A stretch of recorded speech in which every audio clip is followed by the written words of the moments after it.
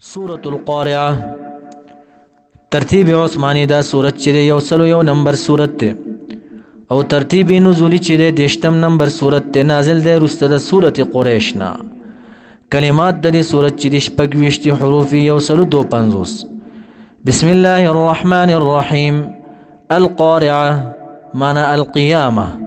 ورز دا قیامت چکم دا قارعة اسم من اسماء القيامة دا یونم دے دا نمونو دا قیامتنا قیامت تے قارعة ولی قارعة دا قرعنا قرع ویلے کی ٹکولو تا زکا چی دا دا سی ورز دا قیامت ورز دا کافرانو دا غوگونو پردی با وٹکولے شی دا دی با زوننا وٹکولے شی پس باندے پا عذاب باندے پا غم باندے زکا ورطا قارعة ویا القارعة مانا ورز دا قیامت چکم دا مل قارعة سشد دا قارعة وما ادراک مانا ایو شئین اخبرکا سشی خبر در کڑے تالا یا رسول اللہ صلی اللہ علیہ وسلم مل قارعہ چی سشی دا قارعہ دا جملہ استفہامیہ دا تعظیم او شان بیانونو دا پارا یوما تکوی بزرونو دا خلقو غوگونو دا خلقو یعنی دا کافرانو یوما پا غورز بانی یکونو ناسو چوی بدا خلق کل فراشی پشاند پتنگانو کل فراشی مانا پشاند پتنگانو امام قتادہ رحمه الله الفراش الطير الذي يتساقط في النار والسراج دا هغه مارغه د چزان لړکې پور کې او دیو چې بل شوی دا پتنګان لړکې کنه ځان نو یوما پاورس باندې یکون الناس چې وی بد خلق کل فراش پشاند پتنګانو المبثوث ګډ وډ شیندلی شوی به دا خلق دا مثال په ډیروالی کې ورک لکه کله چې دا اور لګیدلې وي یا برق لګیدلې وي دا پتنګان زیرازي ګډ وډ را رواني په یو ترتیب سره نه وی را روان یو ننوزي بل راوزي یو خډیر وی بل منظم نه وي نو دا خلق به د حشر په میدان کې داسې ګډ وډ را روان وي یو قوم بل قوم الله وکانهم جراد منتشره لکه چې دی ملخان داسې ګډ وډ بر روان وي نو یوما پا ورځ باندې یکون الناس چې وی بالا خلق کل فراش پشاند پتنګانو المبثوث ګډ وډ شیندل شوی پراګندا وتكون الجبال معنا وتصير الجبال وبګرځيږي دا غټ غټ غرونه په دغه ورځ باندې کل عین پشانت د وړې رنگینی وړې المنفوش معنا ډندت کړي شوی په ګوتو زره زره کړي شوی په ګوتو زره زره کړي شوی یا هغه مالو چې واله شي په ډانډس باندې دا مالو چې کله وهي دا بر الوزي دا شان به دا غرونه والو زول شي په دغه ورځ باندې رب کریم فرمای فاما من پسر غسوک ثقلت چدرانوی موازینه تلی د نیکه د دی په دغه ورځ باندې فهو پس دغه انسان با فی عیشت پایش یو زندگی کې بوي پایش کې بوي راضی معنا يرضاه صاحبه راضي بوي صاحب د دی عيش راضي نه دی د عيش صاحب راضي وي واما من ارچا غسوک د خفت چس پکشوي وي موازینه تلدنی کېده دا فامه پس زید قرار ده هاویه معنا هاویه به دا یو طبقه ده اسم من اسماء جهنم دا یو نوم د نومونو د جهنم نه یو نوم د نومونو د جهنم نه خا زید قراره ته ویل شو زکه مور هم زید قراره ده آرام ملاویږي بچی ته نو مراد د نه مور نه دلته آرامګاه ده زکه چې د مور چې د ماشوم د پر آرامګاه ده ماشوم چې کله جاړي د مور په غیږه کې غلش نو دلته مراد د مور نه نه مور نه ده آرامګاه ده فامه پس زید قراره د کافرانو هاویه معنا هاویه دا طبقه د جهنم کې اسم من اسماء جهنم وما ادراک سشی خبر در کړه تعالی را یا رسول الله صلی الله علیه وسلم تاسو پورې خبر نه یوس خبر شه ما هي سشی ده هي دغه هاویه جواب هي دا نار اور ده حامیه معنا حامیه حاره یعنی قد انتهى حرها دیر انتهایی درجه ته برسیدلې وی ګرم والده بسم الله الرحمن الرحیم سورة التکاثر ترتیب عثمانی دو نمبر سورت تے او ترتیب نزولی چیدش پارلسم نمبر سورت تے نازل دے رست دا سورة الکوثرنا کلمات دا دی سورت چیدیت وشتی حروف شل دی الهاکم مانا اشغلکم عن عبادت الله،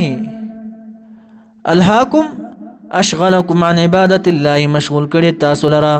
عبادت د الله تبارک وتعالى نه. سشي التکاثر مانا التفاخر بكثرة الأموال والأولاد، التكاثر التفاخر بكثرة الأموال والأولاد، فخر کول په کثرت زیاتوالی د مال او په اولاد باندې. التکاثر معنا التفاخر، لکه پیغمبر علیه السلام وی رسول الله صلی الله علیه وسلم وی بیبیانه وکړي یعنی بچی راوړي. ان دا حدیث الفاظ دي اني اكاثر بكم الامم اني افاخر بكم الامم، زفق بکثرتکم علی الامم، زفخرکم په کثرت تاسو په نور امتونو باندې. نو دلته التکاثر معنا التفاخر بکثرت الاموال والاولاد، فخر کول په کثرت د اموال او په اولاد باندې تاسو مشغول کړي دي دغه شیزه د عبادت نه. الهاکم معنا اشغلکم عن عبادت الله، مشغول کړي تاسو لپاره عبادت د الله نه. سشي التکاثر معنا فخر کول په کثرت د اموال او په اولاد باندې. حتی تر دغه اندازه پورې تاسو فخر په مال کوئ او مال زیاتوئ، په مال باندې نازېږئ، په اولاد باندې نازېږئ. الله وایي زرتم المقابر، چې ورسېږئ تاسو مقبرو لرا، یعنی متم مړه شئ، دفنتم فی القبور، دفن شئ په قبرونو کې. تر دې اندازه پورې تاسو فخر کوئ په مالونو باندې. دا خو لا پرېږدئ رښتیا وایي زاړه زاړه شوئ، قبر ته ورسېدئ، تر مرګه پورې تکاثر او تفاخر کوئ. رښتیا دا ځوانان خو لا ګزاره کوي، دا بوډاګان پکې ډېر خته وي، تکاثر کوي تفاخر کوي په مال باندې. دویمه معنا ده حتی تر وخته پورې زرتم المقابر، چې راشئ تاسو زیارت وکئ د مقبرو. کله نه کله فخر کوئ زما خاندان داسې مضبوط دی، بیا لګا شه مړیم شمارئ پکې راشئ چې زما فلانی فلانی ټبر کې داسې خلک تیر شوي وو، په هغې فخر کوئ. حتی زرتم المقابر، تر دې چې تاسو زیارت وکئ د مقبرو مړو لره، دا مړیم پکې شمارئ. رب کریم فرمایي کلا هرگز داسې نه ده، لیس کما یقولون،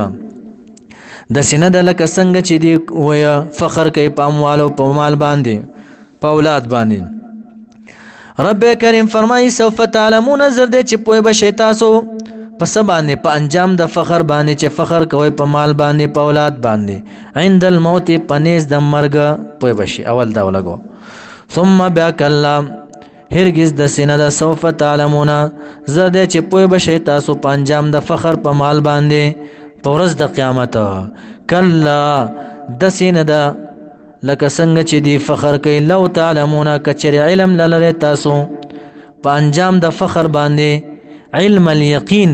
په علم یقیني سره، نو قید لګاو مولانا لما فعلتم، نو فخر به مو نه کړی په کثرت د مال باندې، په کثرت د اولاد باندې. دنیا پسې به داسې ډېر نه ګرځېدلی که پوهېدلی. الله وایي خو پوهېږئ نه. لو تعلمون، وګوره لو تعلمون، کچرې تاسو پوهېدئ په علم الیقین سره، علم یقیني ستاسو وی په قیامت باندې، نو لما فعلتم، نو فخر به په کثرت د مال نه وی کړی، په کثرت د اولاد به مې نه و کړی، مال پسې به دومره نه لګېدلی که پوهېدی خو نه پوهېږي. یقین درې درجې دي، یو عین الیقین دی، یو علم الیقین دی، یو حق الیقین دی. ستا هغه علم یقین هم نشته، الله ویه که ستا د علم الیقین وی که نه، بیا هم تا فخر نه کول په مال باندې په اولاد باندې. لترون الجحیم، الله تبارک وتعالى خامخا به وګورئ تاسو الجحیم اور د جهنم لرا. ثم بیا لترونها، او به ګورئ تاسو په ورځ د قیامت ها د جهنم لرا. عین الیقین،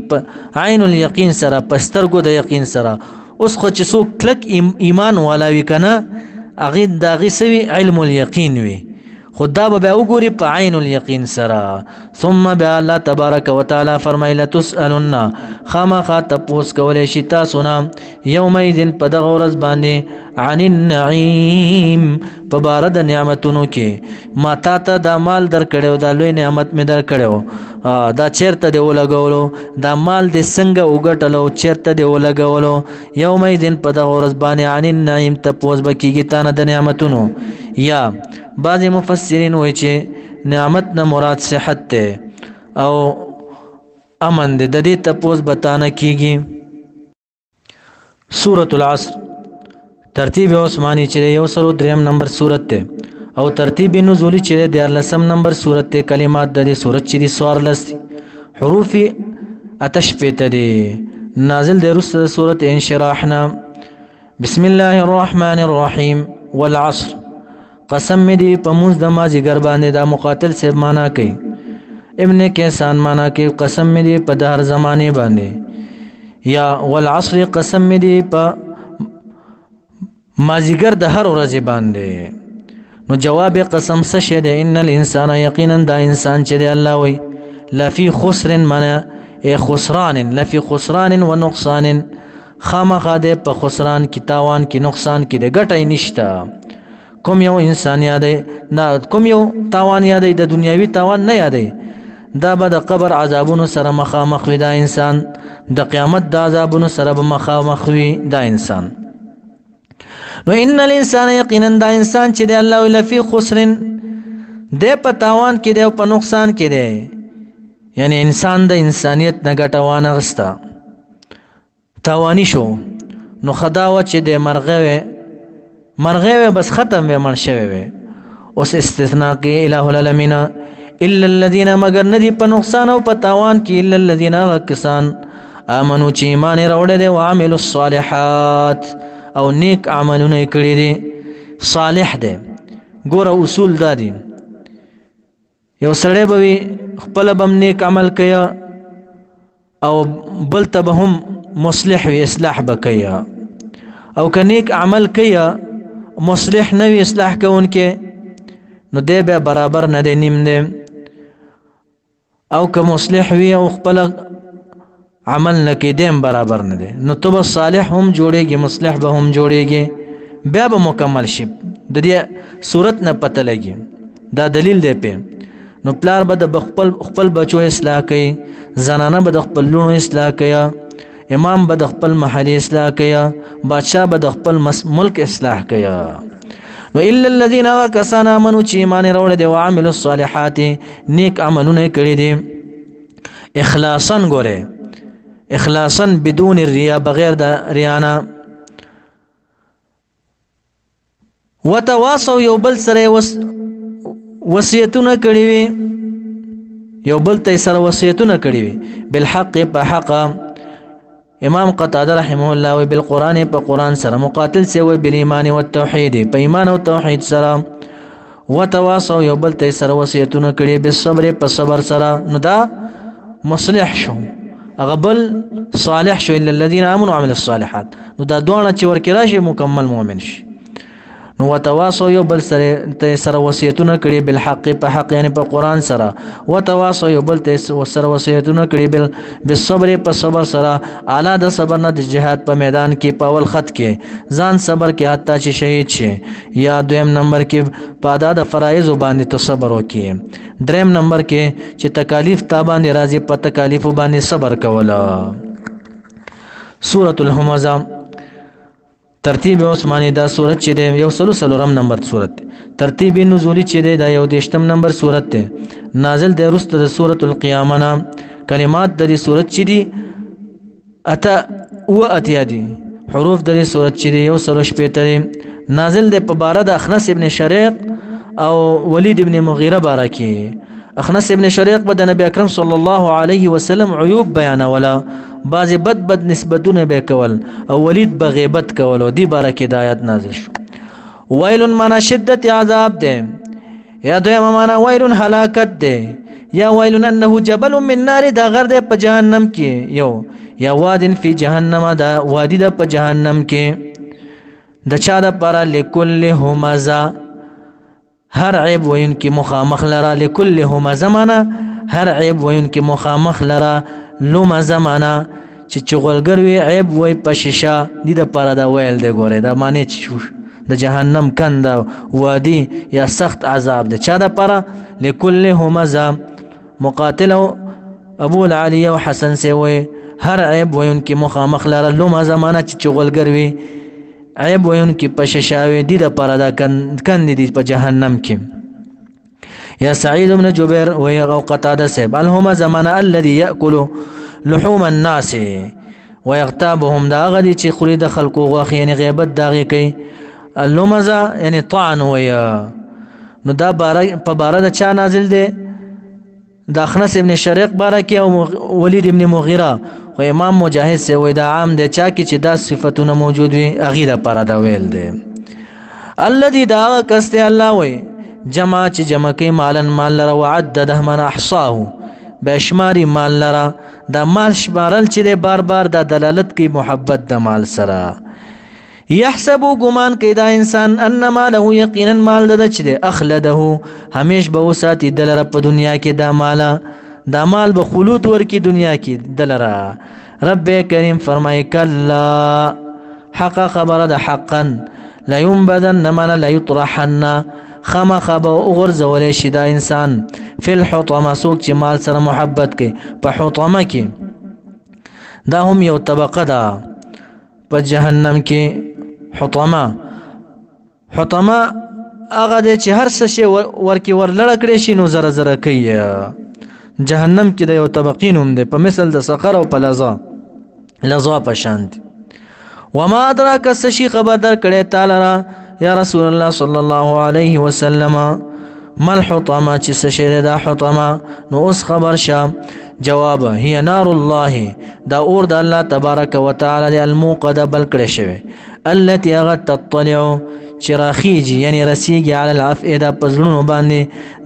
دنه نزړې منسی یعنی جهنميان به جهنم کې خوراک کې د جهنم دا اور به د زړونو ته ورسیږي انها یقینا دا اور چې علیهم پر بدبختانو باندې الله وي مؤصده بن کړي شی به یعنی مغلقه ابوابها دروازې به بن کړي شی لکه د بخار باندې چې د سر کې څنګه خټ کیږي تړل شی به دی فی عمل پستونو کې ممدد معنا وګدو کې